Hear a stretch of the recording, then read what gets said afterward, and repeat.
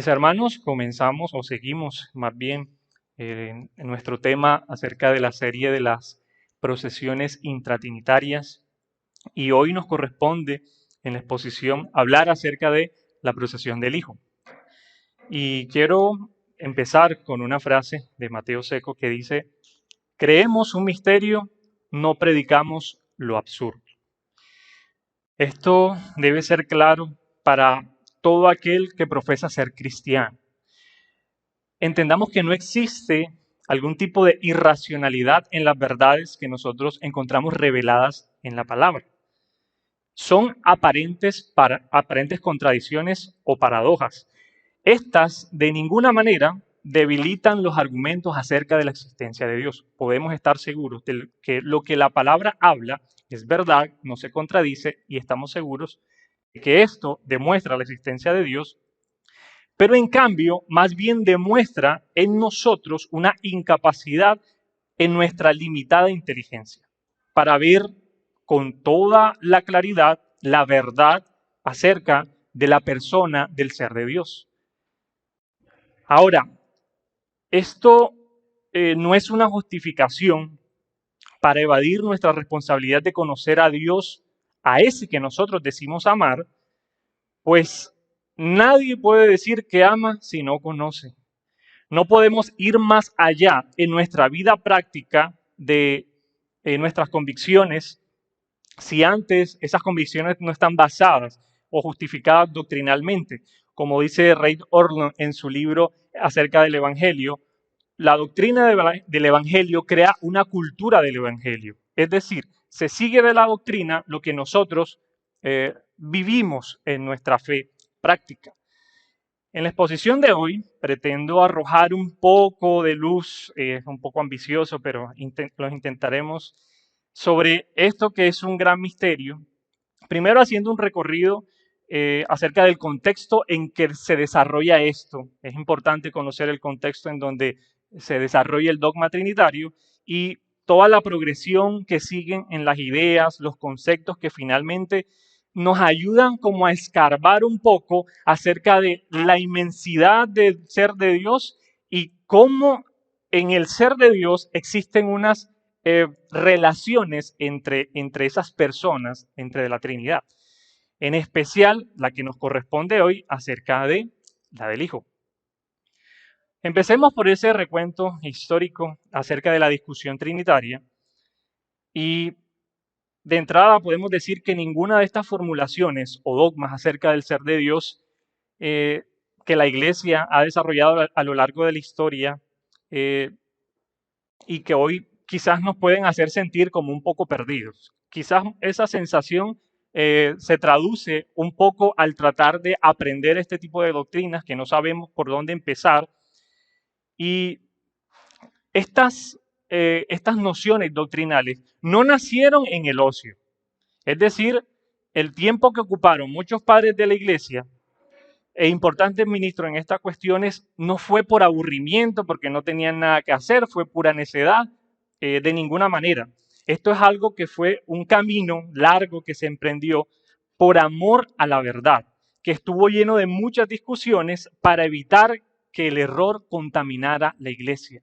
Entonces aquí nosotros tenemos que reconocer el valor de cómo nacieron estas discusiones y por qué en amor a la verdad podemos tener estas definiciones acerca de Dios, acerca de la Trinidad y en particular acerca del Hijo. Hemos visto ya en pasadas escuelas algunas de estas herejías cristológicas. Recuerdan que estuvimos viendo una serie acerca de las herejías cristológicas a lo largo de 4 domingos y hicimos un recuento como de las más importantes.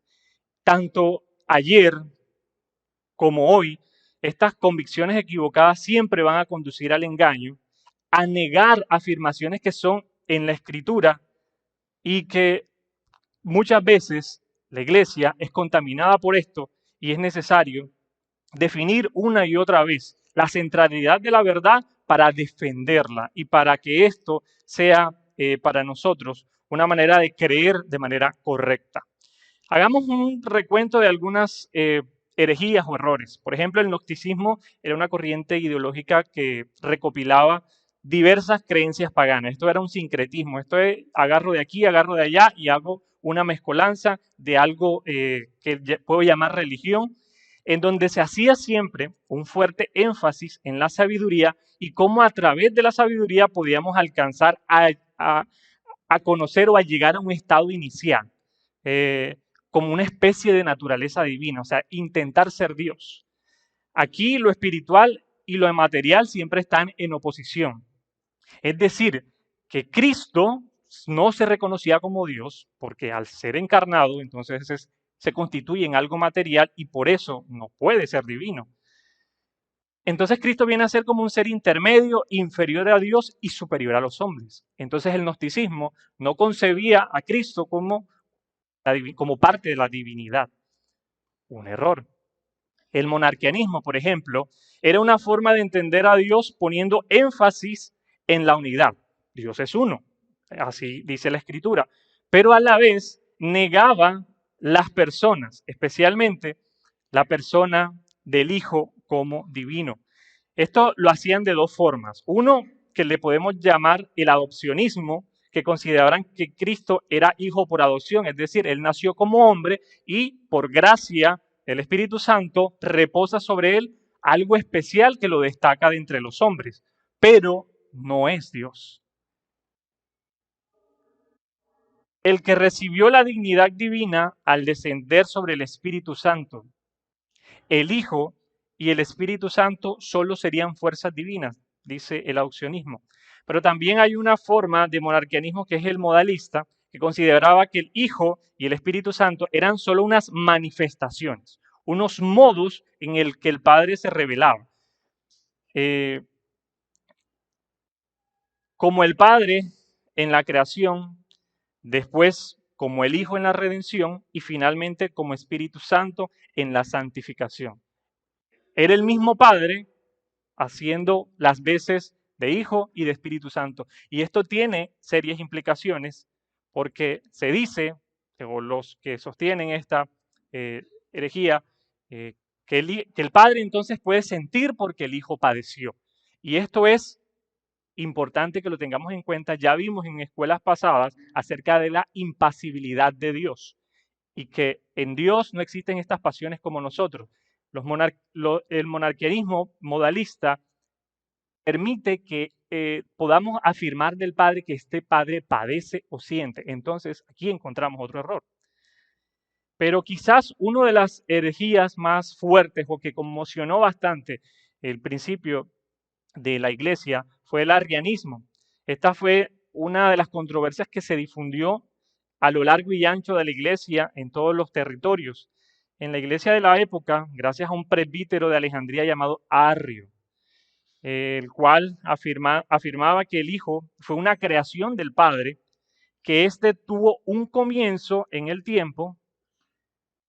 Dios, como dijo el mismo Arrio, Dios no siempre fue Padre, no siempre existió el Hijo. Tan difícil era la situación que el concilio de Nicea fue convocado con el fin de estudiar los planteamientos de Arrio y dar una definición de fe. Pueden darse cuenta lo complicado que fue esta discusión en medio del seno de la iglesia. No estamos hablando de una iglesia local, estamos hablando de una gran contaminación, de un error a lo largo y ancho de la iglesia en esa época. Y esto era, pues, afirmar que el Hijo no era eterno, que empezó a existir en un tiempo, pero que el Hijo no es eterno. Con todas estas errores en mente, entendemos que la fe entonces estaba siendo cuestionada en el Hijo, en su divinidad. Se decía entonces que todas estas discusiones que buscaban siempre dar más claridad sobre lo que la escritura afirma, dio entonces origen al estudio o definiciones que la iglesia debe creer, pero que encontraron cierta dificultad en el lenguaje. Todas estas discusiones hicieron que se empezaran a formular y se empezara a estudiar con más detenimiento el ser de Dios. Y al intentar discutir sobre esto, encontramos que había la dificultad de, bueno, ¿cómo expresamos el ser de Dios en nuestro lenguaje humano? ¿Cómo definimos lo eterno con las palabras finitas? Y la dificultad del lenguaje eh, ofrece pues, los límites naturales y da unos inconvenientes para ayudar a aclarar o para ayudar a entender qué es Dios. Esta fue una cuestión que se fue desarrollando junto a las controversias. Comúnmente, eh, nosotros usamos para entender las cosas eh, unas relaciones por semejanza. Eh, por ejemplo, yo desconozco algo, pero lo puedo comparar con algo que ya conozco. Esto le llamamos nosotros analogías. Este razonamiento fue el que se usó para definir algunas cosas sobre Dios para tener una idea de quién es Él. ¿Con qué o quién podemos hacer una analogía de Dios? Es la pregunta. Si nosotros, pues con las cosas comunes, podemos hacer analogías de lo que ya conocemos, de lo que ya vemos, pero la pregunta es, ¿cómo nosotros hacemos una analogía aquí de lo que vemos en este mundo, y de lo que vemos, de lo que palpamos y lo que sentimos, con un ser espiritual que ni siquiera conocemos, ni siquiera podemos ver? Pues aquí, como dice Mateo Seco, desde el Génesis, la Biblia repite que el hombre está hecho a imagen y semejanza de Dios. Resulta lógico, pues, partir de las operaciones espirituales del hombre para referirse al misterio trinitario. En él que se condensa la vida espiritual de Dios. Entonces aquí, eh, la Biblia dice que nosotros somos imagen de Dios, semejanza. No somos Dios, cabe aclarar. Somos algo parecido a Dios, algo que muestra algunas cosas de Dios. Existen algunas semejanzas en las obras de Dios y las obras de los hombres. Podemos, por ejemplo, afirmar algunos atributos en Dios como la justicia, la misericordia o el amor y tener una idea de Él por cómo nosotros experimentamos esos atributos. Nosotros intentamos hacer justicia, intentamos ser misericordias y manifestamos amor. Claro, desde luego, amores imperfectos, misericordia imperfecta, justicia imperfecta. Pero nos da una idea de más o menos cómo ocurre eso en Dios. Y esta fue una de las vías para empezar a entender a Dios. Pero también nosotros podemos negar algunas cosas que ocurren en nosotros y que podemos concluir que eso no puede ocurrir o aplicarse en Dios. Por ejemplo, las pasiones o los cambios. Nosotros somos hombres sujetos a pasiones, somos volubles. Hoy estamos bien, mañana estamos mal. Hoy nos levantamos con el pie derecho, mañana con el pie izquierdo. Estamos sujetos a ese cambio, pero en Dios podemos decir, por medio de la palabra, que eso no ocurre. Entonces, por vía de la negación estamos diciendo lo que me ocurre a mí no puede ocurrirle a Dios. Y estamos también hablando del ser de Dios comparándola con las cosas que nosotros vivimos. Esta fue una forma en que los padres de la iglesia comenzaron a desarrollar todas estas definiciones de Dios. Ahora, en el entendimiento del ser de Dios y de la doctrina trinitaria, estas comparaciones que hacemos siempre van a ser imperfectas y se quedan siempre cortas para explicar. Como dice la escritura, el apóstol Pablo en 1 Corintios 13, ahora vemos como por espejo oscuramente, mas entonces veremos cara a cara. Ahora conozco en parte, pero entonces conoceré como fui conocido. Aunque lo que nosotros hacemos al compararnos con Dios solamente es una sombra, es algo como borroso de lo que Dios realmente es, las analogías que aplicamos nos arrojan luz para iluminar nuestras ideas acerca de Dios. Es decir, es una vía correcta, pero no es una vía que clarifica todo acerca de Dios. Al nosotros compararnos con Dios, desde luego que no vamos a entender por completo a Dios, pero nos va a llevar un poco más cerca de quién es Dios. Varios de los padres de la iglesia, al referirse a la Trinidad, usaron algo que llamaremos la analogía psicológica. Esta analogía psicológica la desarrollaron muchos padres. Esto empezó desde menos a más. desarrollándose poco a poco en un lenguaje. Tenemos, por ejemplo, Agustino, Tertuliano, Gregorio de Niza o Agustín, que utilizaron mucho esto para entender el ser de Dios, particularmente en la Trinidad. Usaron usaron esto que vamos a estar llamando siempre analogía psicológica porque ocurre en la psique humana, o sea, algo que ocurre dentro del ser humano, no afuera, sino ocurre en nuestra inteligencia, en nuestro intelecto. Dice, por ejemplo, que en los procesos de conocimiento y de amor de que es capaz nuestra alma, algo es en parte igual y algo en parte distinto a lo que tiene lugar en el seno de Dios. Conocimiento y amor podrían ser, por lo tanto, en modo analógico, realidades válidas para alcanzar cierta comprensión del ser íntimo de la Trinidad. Vamos a ir con calma a desglosar un poco esto que acabamos de leer porque sé que nos podemos atragantar. Vamos a hablar primero que en los seres corporales y espirituales existen acciones, obras o operaciones. O sea, nosotros podemos hacer cosas. Estas obras pueden ser de dos tipos. Pueden ser extrínsecas o más técnicamente le llamamos operaciones transeúntes, o pueden ser intrínsecas o operaciones inmanentes. Extrínsecas, intrínsecas. Expliquemos de qué se tratan estas operaciones intrínsecas y extrínsecas. Extrínseca quiere decir que son acciones, obras o operaciones que se hacen hacia afuera y existe una separación entre el que origina la obra y lo que produce. Por ejemplo, pintar es una acción que nosotros podemos realizar.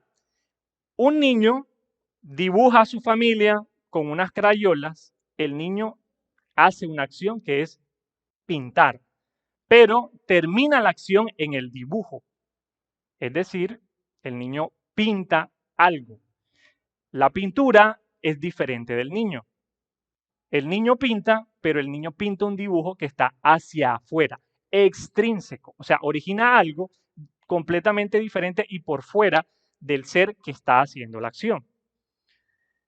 De Dios podemos decir que, por ejemplo, la creación es una obra extrínseca, porque la creación es diferente del creador y es algo que está fuera de Dios. Nosotros no somos panteístas, nosotros no consideramos que Dios es uno con el universo, olvídese de eso. Usted no es uno con el universo. Nosotros consideramos que Dios es un ser creador, pero que está por fuera de su creación. Es decir, Él cree y Él genera algo completamente diferente a Él. Es una acción extrínseca. Ahora, ya sabiendo lo que es algo extrínseco, analicemos qué es algo intrínseco, qué es una obra u operación intrínseca. Estas son las obras u acciones que se hacen y permanecen dentro del ser que las origina, pero que también son otra cosa. Por ejemplo, un animal, un perro, puede sentir, puede estar contento, puede estar triste. Esto es algo no que está fuera del animal. El animal lo siente dentro. O sea, él siente, pero siente algo que está hacia adentro y es distinto del animal, esa obra de sentir. Sentir es una acción que depende de nuestros sentidos y de la percepción que tiene mi cuerpo. Pero en los seres espirituales hay dos obras intrínsecas, o sea, que permanecen en uno, que no dependen del cuerpo. Estas son la inteligencia y la voluntad. La inteligencia tiene que ver con el conocer o con el entender. Cuando yo tengo una idea, un pensamiento de algo, mi pensamiento queda en mí, pero mi pensamiento es algo diferente a mí. Yo estoy pensando algo, se me ocurrió una idea. Esa idea es algo diferente de mí, pero está en mí, para que lo tengamos como referencia, como analogía. Entonces decimos que en estos seres espirituales solamente podemos encontrar dos operaciones intrínsecas, la inteligencia y la voluntad. La inteligencia tiene que ver con lo que yo entiendo y la voluntad tiene que ver con el querer, con amar. Mediante el conocimiento, el hombre crea un concepto, una idea verdadera de lo que conoce, llamada palabra o verbo interior.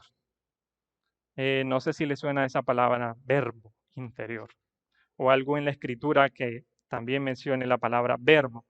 Es decir, el hombre tiene una conciencia propia. Cuando nosotros nos conocemos, cuando intentamos conocernos, tener una autopercepción de quiénes somos nosotros, estamos generando un conocimiento de nosotros, pero como nuestro conocimiento es imperfecto, el conocimiento que tenemos de nosotros no es igual a lo que somos nosotros. Ahora les voy a dar una explicación, un ejemplo para que entiendan un poquito mejor esto que les acabo de decir.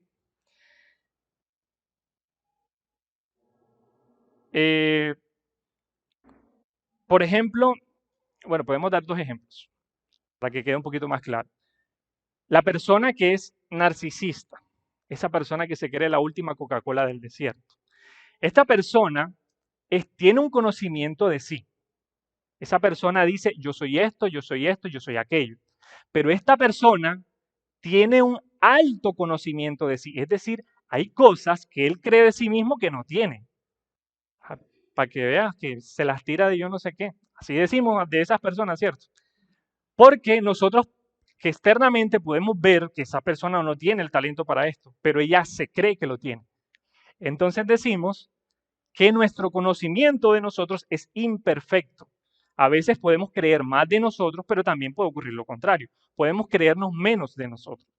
Podemos no ver cosas, talentos que hay en nosotros, pero que otras personas sí dicen, oye, tú tienes talento, tienes el don para esto, y nosotros no nos los creemos. Lo que llaman el síndrome del impostor. En la modernidad hablo. Y entonces entendemos que lo que nosotros conocemos de nosotros no es igual a lo que somos nosotros, porque somos imperfectos, tenemos un conocimiento limitado, nuestra inteligencia. Con otro ejemplo podemos decir, cuando nos duele algo y no sabemos de dónde viene ese dolor. Es que tengo un dolor de barriga, he tomado no sé qué, no sé cuándo y nada que se me calma. Yo voy a un experto que me diga o que intente descifrar qué es lo que yo tengo, porque yo no puedo conocer lo que yo tengo. Es decir, de nuevo, mi conocimiento no es igual a lo que yo soy. Tengo un dolor, pero no sé de dónde viene ese dolor.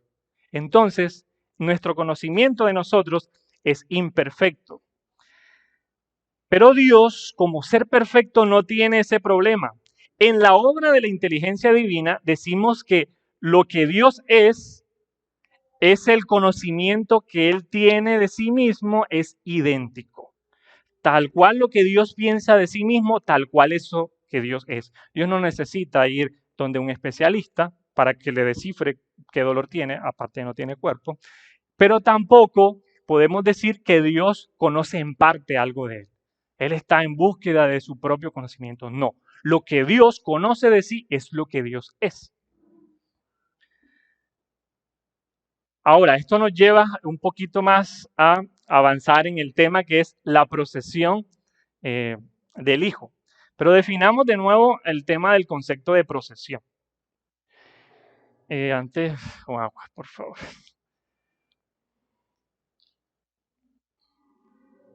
Espero que esto nos ayude a tener un poquito más de claridad de cómo abordar estos temas. Desde luego que lo que hoy y en todas las escuelas pasadas hemos estado viendo no vaya a hacer o dar claridad completa, pero lo que les quiero animar es a que tengamos la disposición de esforzarnos por conocer al Dios que decimos amar. Cerrado paréntesis, decimos que una procesión se utiliza para designar el origen de una cosa en relación con otra que es su principio. Decimos que algo procede para referirnos a quien lo genera. Un hijo, por ejemplo, tiene origen en sus padres. Es lo mismo que decir el Hijo procede del Padre. Si un hijo es generado por una pareja, decimos que este hijo procede de esa pareja. Esta es una operación extrínseca, acuérdense, porque crean un hijo que es diferente a los padres, está hacia afuera. En la Escritura, nosotros encontramos estas procesiones de Dios. Leemos, por ejemplo, en Mateo 3:17, este es mi hijo amado. Hay un término que decimos hijo, y nosotros imaginamos que si es hijo, entonces debe de existir un padre. También en Juan 15:26 dice, el Espíritu de verdad, el cual procede del Padre. De nuevo, la palabra procesión, procede, viene de. Se trata aquí entonces de tres personas que tienen origen en el Padre o que proceden del Padre. Para saber qué tipo de operación es, si es intrínseca o extrínseca, debemos recordar siempre lo que está claro en las Escrituras. Y es, nosotros afirmamos que nosotros creemos en un Dios simple, simple. Simple quiere decir que no hay división, no hay partes, no hay como nosotros que tenemos una mano, que tenemos cabello, que estamos constituidos de células, que no. En Dios es todo Dios. Imagínese eso, yo sé que no lo va a poder hacer, pero hagamos el ejercicio. Entonces, aquí podemos decir que en Dios, como no hay partes, todo lo que hay en Dios es Dios. Por eso no decimos que Dios tiene amor, sino que Él es amor. No tiene atributos, sino que Él es sus atributos. Esto es en Dios entonces una operación intrínseca. A pesar de que en la Escritura leemos hijo y nosotros pues pensamos en hijos terrenales, tenemos que decir que para nosotros un hijo es algo diferente a nosotros, es algo extrínseco, pero en Dios no podemos decir que es algo extrínseco, que el hijo es algo extrínseco, sino que es algo que permanece en él, algo que es intrínseco de él. Por eso se usa una palabra que es generación o engendrar, porque guarda la misma analogía de lo que un padre genera en un hijo y de la misma manera o más o menos hay cierta semejanza con lo que el Padre Celestial y el Hijo Eterno son. Ahora, ¿qué es la procesión del Hijo? Es la acción de la inteligencia. Bueno, aquí vamos a entrar con un cierto tecnicismo, pero vamos a tratar de ir resolviendo poquito a poco. Es la acción de la inteligencia. Ya dijimos que en Dios, en los seres espirituales, hay dos acciones u operaciones que se hacen, la inteligencia y el amor o el querer. Y la procesión del Hijo es la acción de la inteligencia por vía de la generación que da origen o produce al verbo interior. ¿Se acuerdan? Cuando nosotros tenemos un concepto de nosotros mismos, tenemos una idea de nosotros mismos, Dios también tiene una idea de sí mismo. Y esta idea de sí mismo, que es otra cosa diferente de Dios, es el verbo. Es el verbo. Veo sus caras y veo la misma cara que tenía yo cuando estudiaba este tema. Y puede y es un reto para nosotros entender y articular, equilibrar la unidad de Dios y la Trinidad. Hagamos un esfuerzo por intentar y con la iluminación del Espíritu Santo para más o menos escarbar en esto. De nuevo, como ya dijimos en la analogía psicológica, la operación de la inteligencia produce el autoconocimiento de Dios, es decir, el verbo interior de Dios. ¿Qué dice Juan 1:1? En el principio era el verbo, y el verbo era con Dios, y el verbo era Dios. Aquí, en el principio era con Dios, es decir, hay una separación, porque la acción de la inteligencia produce algo distinto. Pero a la vez, eso algo distinto, como Dios es perfecto, Él se conoce a sí mismo de manera perfecta. Entonces, el verbo, aunque es otra cosa diferente, también se iguala con el Padre. Existe entonces una unidad de esta operación intrínseca en el verbo, y por eso Juan termina diciendo que el verbo era Dios. Miren que a pesar de que las escrituras pues nos ofrecen pequeños pinceladas de lo que es Dios, la verdad de las escrituras no se contradice. La verdad revelada, aunque no es totalmente explícita acerca del ser de Dios, no podemos afirmar que hay algún tipo de contradicción, incoherencia o irracionalidad. También nosotros, por analogía, decimos que es generado o engendrado, porque engendrar es entregar la existencia a alguien distinto de sí mismo. Yo entrego la existencia a un hipotético hijo de lo que yo soy. Yo tengo vida y entrego vida a mi descendencia, a mis hijos. De la misma manera, la acción de la inteligencia produce vida, entre comillas, produce vida, produce el ser del hijo, produce el ser del hijo.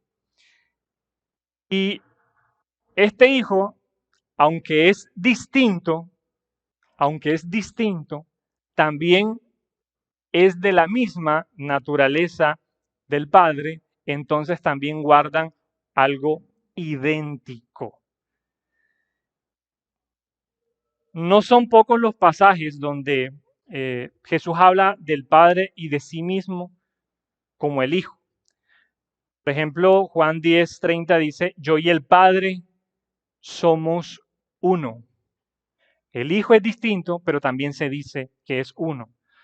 Juan 12:49, porque yo no he hablado por mi propia cuenta, sino que el Padre mismo me ha enviado. Miren que aquí hay una separación. Alguien que envía y alguien que es enviado. Algo diferente. Entonces miren que vemos que las escrituras en un mismo libro hablan tanto de que el Padre y el Hijo son uno, pero que el Padre y el Hijo son distintos. ¿Y cómo resolvemos ese problema? ¿Cómo alcanzamos a dar solución a ese chicharrón? Sigo diciendo en lo que dice la Escritura, Juan 8:36, así que si el Hijo os libertare, seréis verdaderamente libres. Jesús se identifica como el Hijo. Entonces, aquí tenemos esta clara afirmación de la Escritura. Leo lo que dice el Mateo Seco. Esta parte de esta exposición está basada en el libro Dios Uno y Trino de Mateo Seco. Es un libro que les recomiendo puedan consultar. Él dice acerca de esto, al ser una procesión que permanece en Dios, es una acción intrínseca, como ya dijimos, o inmanente perfectísima, eterna e inmutable, es decir, sin principio, ni fin, ni transcurso. No es un proceso, sino un acto infinitamente simple. La generación del verbo se está realizando siempre, está procediendo siempre del Padre, de tal forma que nunca tiene nada por sí mismo. De nuevo, tenemos que recordar lo que Dios es para identificar las cosas que Dios hace. En nuestra mente, en el horizonte de nuestro pensamiento, siempre tiene que estar claro lo que nosotros reconocemos en Dios, sus atributos para definir las cosas que hace Dios. Entonces, cuando nosotros decimos que aunque el verbo es generado y distinto, decimos que Él es consustancial, pero no es que sea otro Dios, no es que Dios crea otro Dios. Cuando decimos consustancial, decimos que es distinto, pero en personalidad.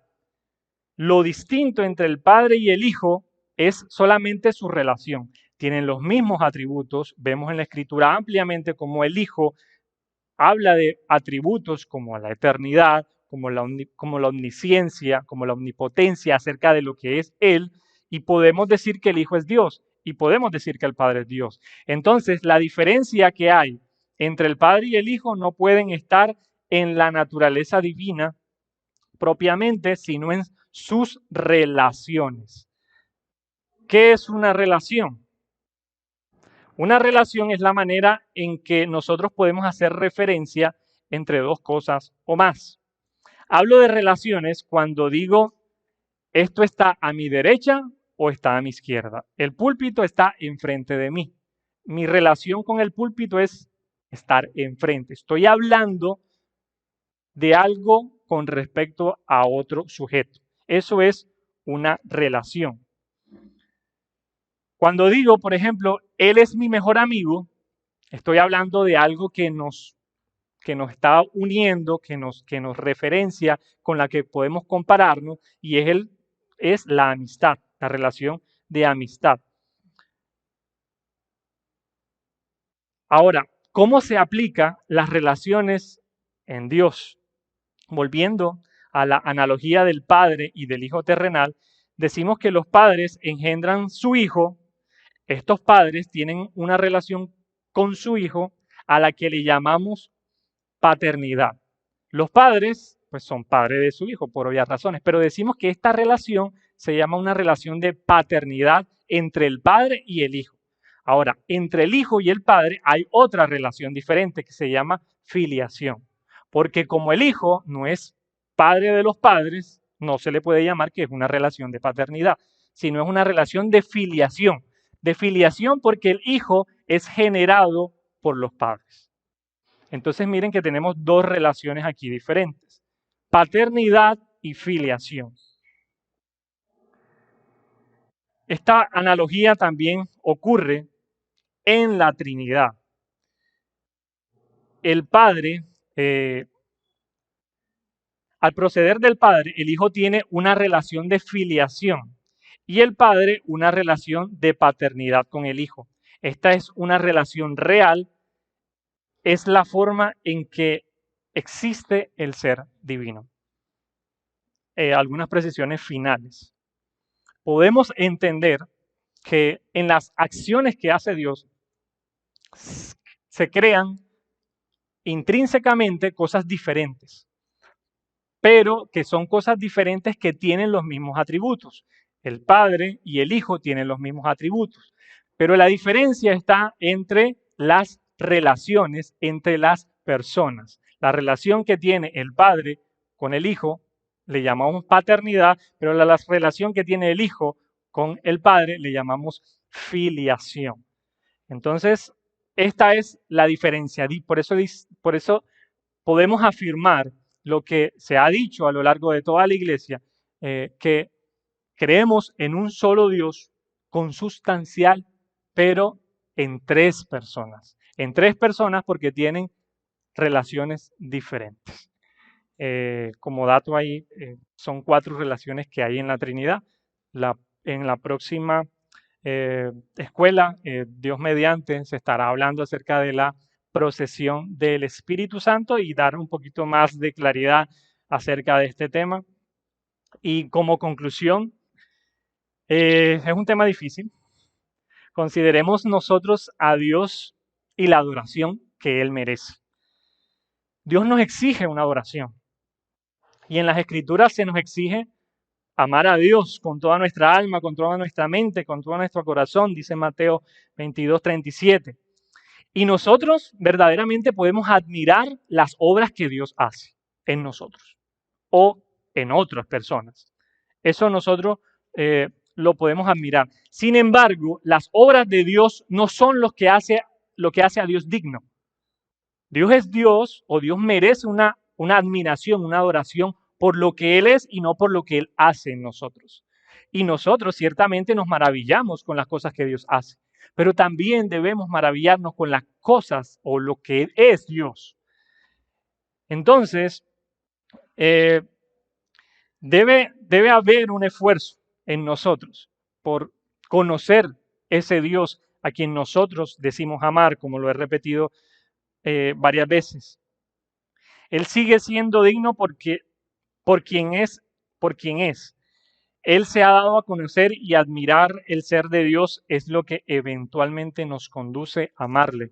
Esto lo vamos a ver en la próxima escuela, que el conocimiento, la obra del conocimiento, necesariamente nos tiene que mover a amar. Entre más conocemos, pues en Dios, Él ama más. Y como Él se conoce perfectamente, amará o ama perfectamente. Aunque el lenguaje o nuestras propias limitaciones puedan ser también un obstáculo, pues sea más bien esta una motivación y no una excusa para nosotros emprender una dedicación en estudiar y conocer conforme a lo revelado en las Escrituras, porque nada de lo que hemos hablado aquí está por fuera de las Escrituras. Y esto nos debe ayudar a eh, expresar ese amor al Dios que decimos creer. Amén.